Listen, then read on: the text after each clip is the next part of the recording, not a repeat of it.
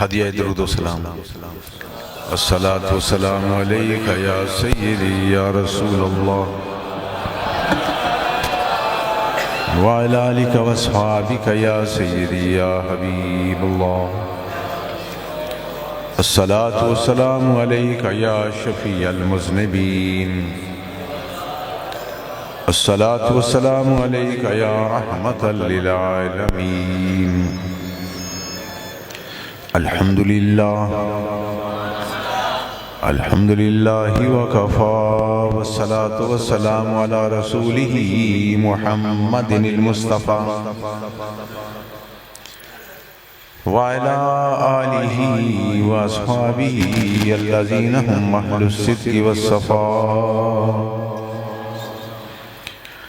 اما بعد فاعوذ باللہ السمیع العلیم من الشیطان الرجیم بسم اللہ الرحمن الرحیم کل نفس ذائقۃ الموت صدق اللہ مولانا العظیم وبلغنا رسولہ النبی الامین الکریم ونحن على ذلك لمن الشاهدين والشاكرين والحمد لله رب العالمين درود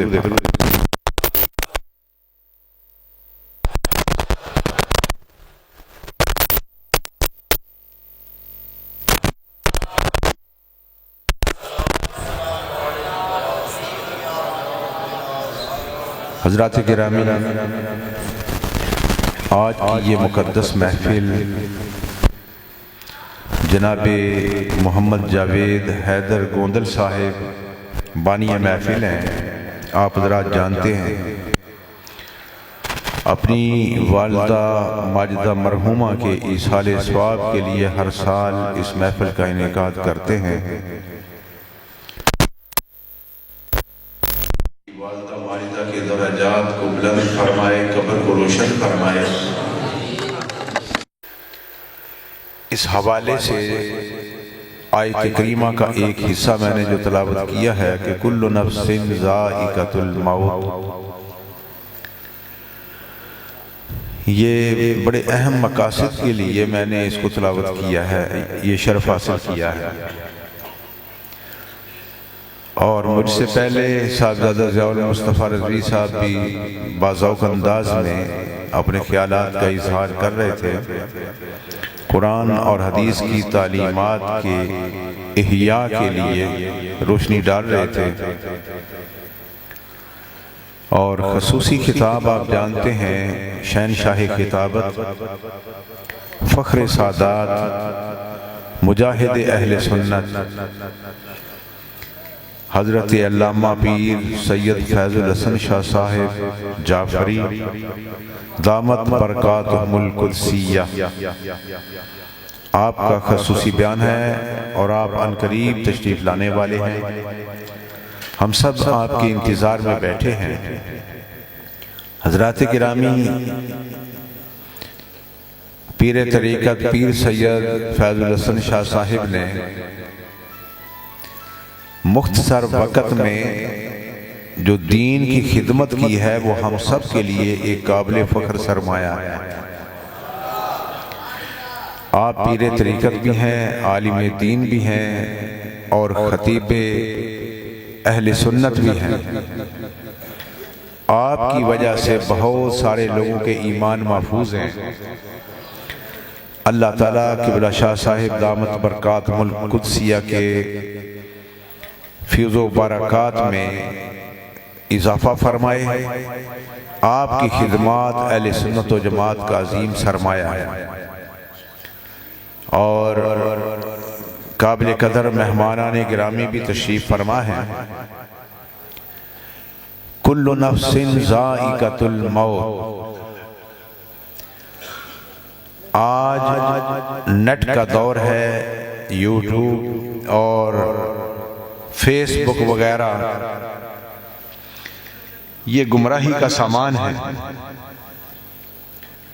اور آج نیٹ پہ ایک طرف بے حیائی، فحاشی اور عریانی ہماری نوجوان نسل کو تباہ کرنے کے لیے بہت بڑی سازش ہے، دوسری طرف اسلام پر کبھی کھل کے کبھی در پردہ اسلامی تعلیمات پر حملے کیے جا رہے ہیں۔ آپ دیکھتے ہیں کہ آج کل انبیاء اور اولیاء پر اعتراضات کے طوفان برپا ہیں کہ جو قبر میں چلے گئے، پہلے تو یہ کہا گیا کہ باب تشیع کوئی نہیں، اس کے بعد پھر انبیاء اولیاء جو مزارات میں چلے گئے ان کو مردہ قرار دے کے طوفان بدتمیزی۔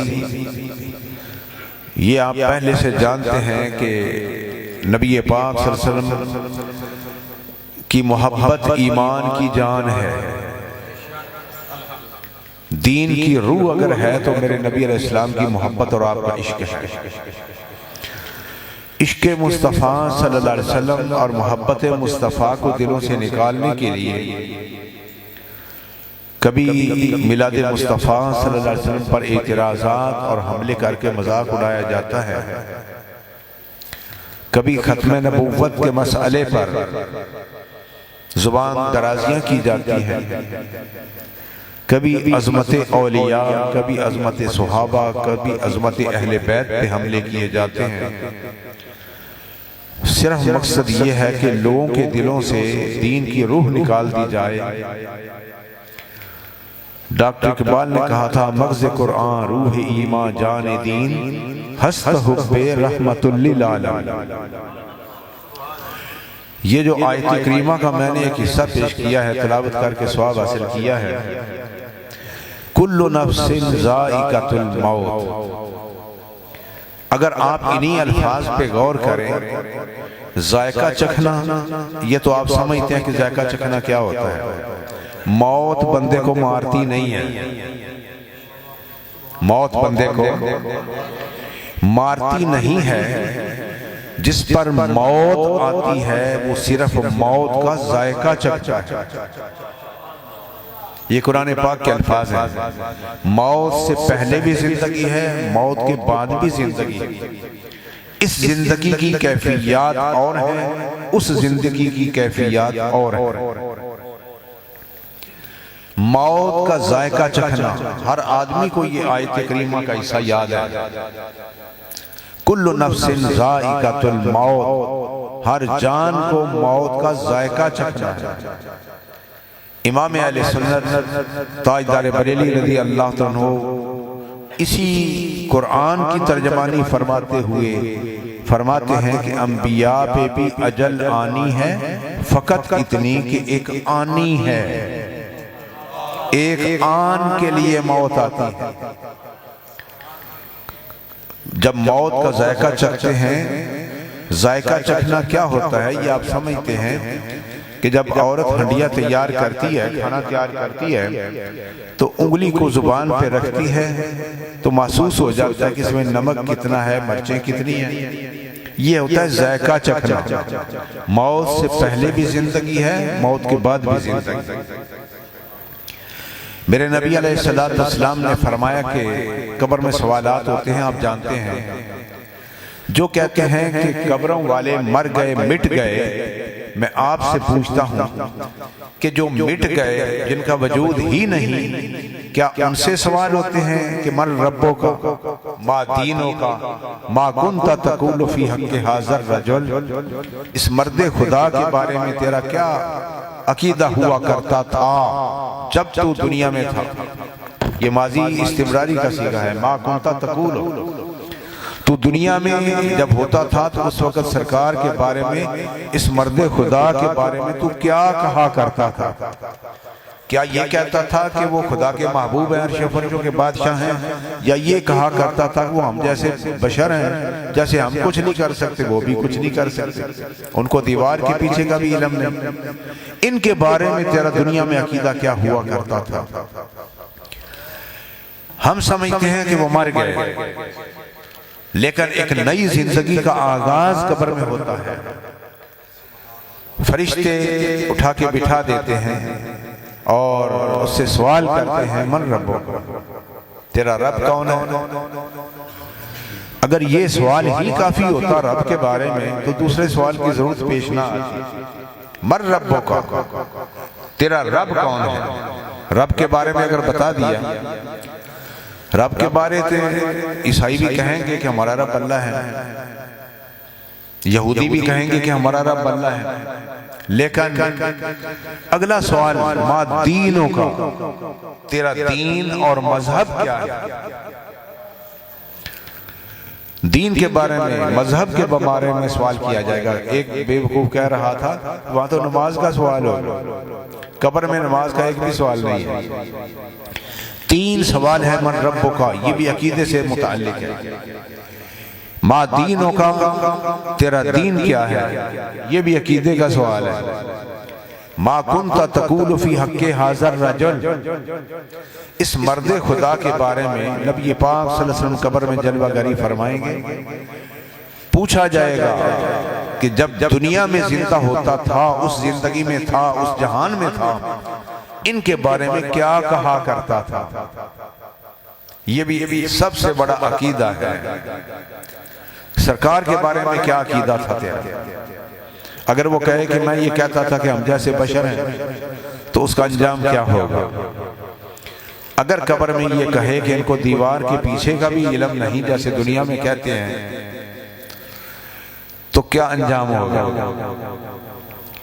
وہاں یہی کہنا پڑے گا کہ ھذا محمد رسول اللہ صلی اللہ علیہ وسلم جاءنا بالبینات، یہ خدا کے پیارے وہ لاڈلے محبوب ہیں جو ہمارے پاس دین اسلام لے کے آئے۔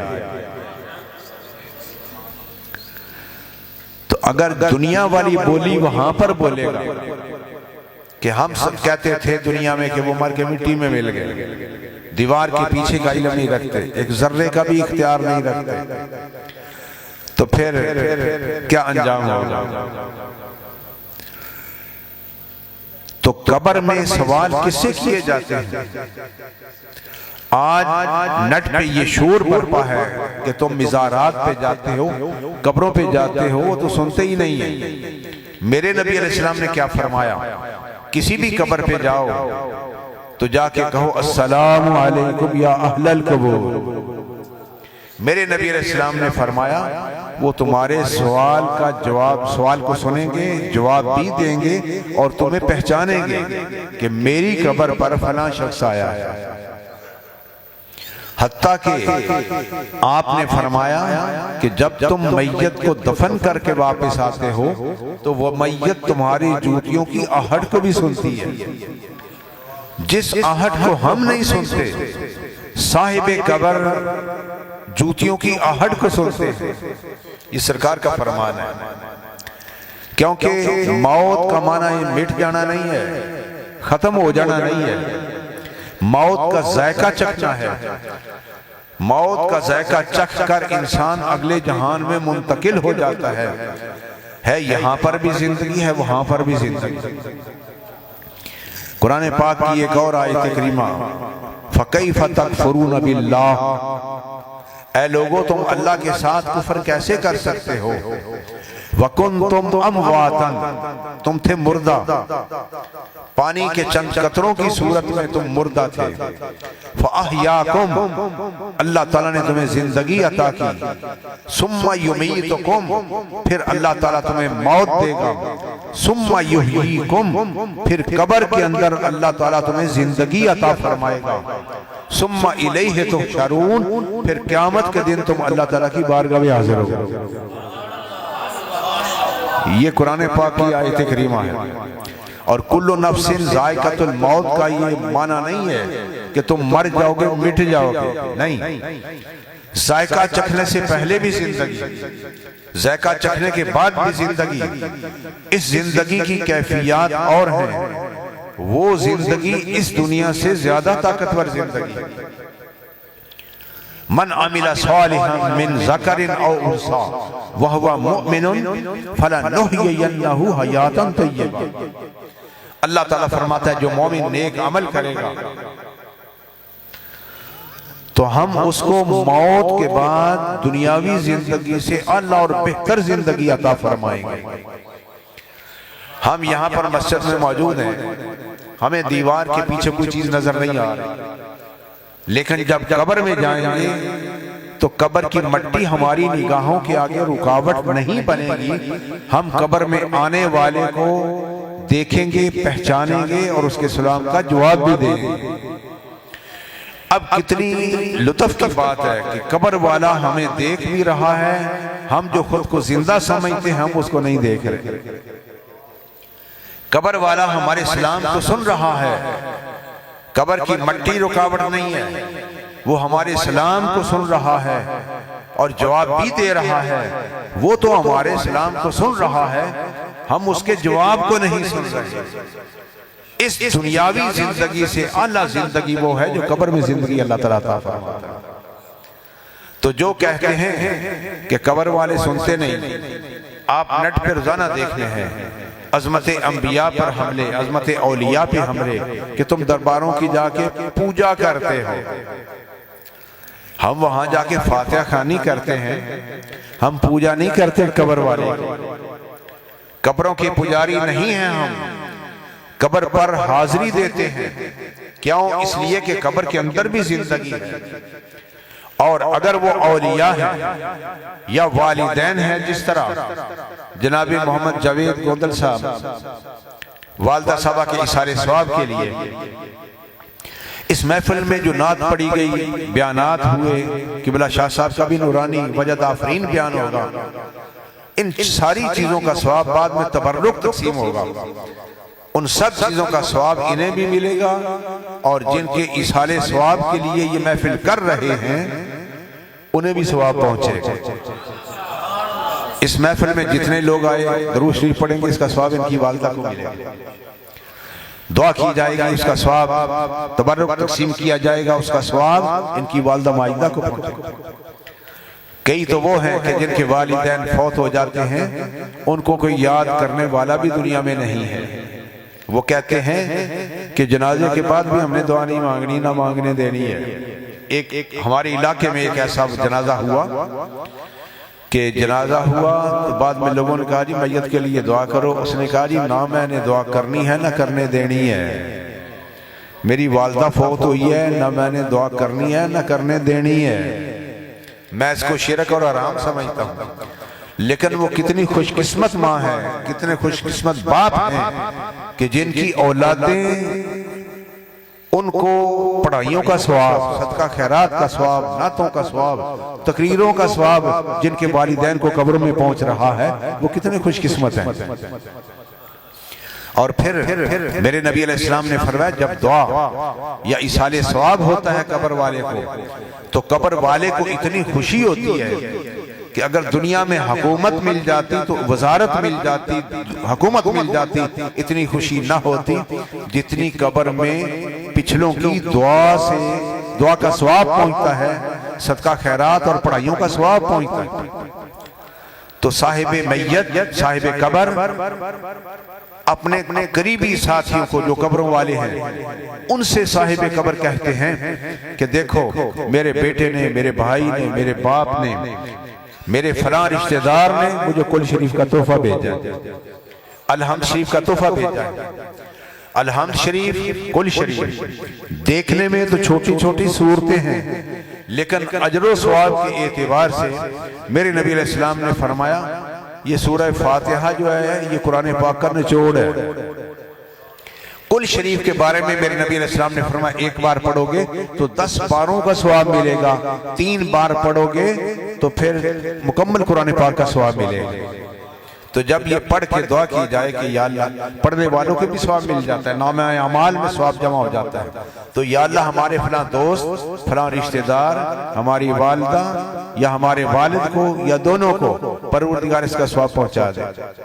انہیں اتنی خوشی ہوتی ہے کہ دنیا میں اگر جائیدادیں مل جاتی، حکومت مل جاتی، وزارت مل جاتی، اتنی خوشی نہ ہوتی جتنی دعا کی وجہ سے خوشی ہوتی ہے۔ اب ذرا اندازہ فرمائیں، آپ جتنے حضرات اس محفل میں شامل ہیں، آپ سبحان اللہ بھی کہو گے تو ان کا ثواب جو ہے ساری سبحان اللہ۔ میرے نبی علیہ السلام نے فرمایا ایک بار اگر سبحان اللہ کہا جائے تو زمین سے لے کر آسمان تک جتنی جگہ ہے یہ ساری ثواب سے بھری جاتی ہے۔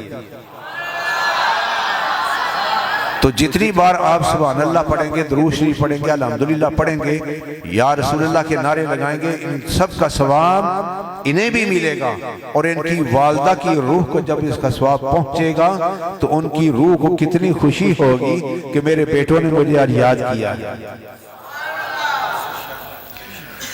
فوت ہو جانے والوں سے دنیا والوں کا رابطہ ٹوٹ نہیں جاتا، دعاؤں کے ذریعے، صدقہ خیرات کے ذریعے رابطہ قائم رہتا ہے۔ ان کی روح کو خوشی ہوتی ہے کہ ہمارے رشتہ داروں نے، ہمارے دوستوں نے، ہمارے بیٹوں نے، ہمارے بھائیوں نے ہمیں یاد کیا ہے، تو انہیں خوشی اتنی ہوتی ہے، اتنی خوشی ہوتی ہے کہ وزارت بھی مل جائے، حکومت مل جائے تو اتنی خوشی نہ ہوتی۔ یہ ہمارے نبی پاک صلی اللہ علیہ وسلم کا فرمان ہے۔ آپ حضرات یہ جانتے ہیں کہ میرے نبی علیہ السلام سال میں کئی بار سیدہ آمینہ اپنی والدہ ماجدہ کی قبر مبارک پر سرکار حاضری دیتے تھے۔ حالانکہ نہ مکہ مکرمہ میں آپ کی والدہ کی قبر مبارک ہے، نہ مدینہ پاک میں ہے۔ مدینہ پاک سے تقریباً 250-300 کلومیٹر دور، جب جہاز نہیں تھے، گاڑیاں بھی، کاریں بھی نہیں تھی، موٹر سائیکل بھی نہیں تھے، تو سرکار اونٹوں پر اپنی والدہ کی قبر مبارک پر حاضری کے لیے جایا کرتے تھے۔ تو جو کہتے ہیں کہ مزاروں پر جانا جائز نہیں ہے، حرام ہے، شرک ہے، بدعت ہے، وہ تو مر کے مٹی میں مل گئے، نعوذ باللہ من ذالک۔ تو نبی پاک صلی اللہ علیہ وسلم کا ہر فرمان، میرے نبی علیہ السلام کا ہر فعل امت کے لیے تعلیم کی حیثیت رکھتا ہے۔ تو سرکار بخاری شریف کی حدیث کی تمام کتابوں میں یہ موجود ہے کہ میرے نبی علیہ السلام بار بار شہدائے احد کے مزارات پر حاضری کے لیے جایا کرتے تھے۔ احد شریف مدینہ پاک کے قریب ہے، مدینہ پاک سے باہر شمال کی طرف احد، جہاں پر جنگ احد ہوئی تھی، وہاں پر سرکار کے پاک چچا حضرت امیر حمزہ، سرکار کے سالے حضرت مصعب بن عمیر، نعرہ تکبیر، نعرہ رسالت، خطیب پاکستان صاحبزادہ پیر سید فیض الحسن شاہ صاحب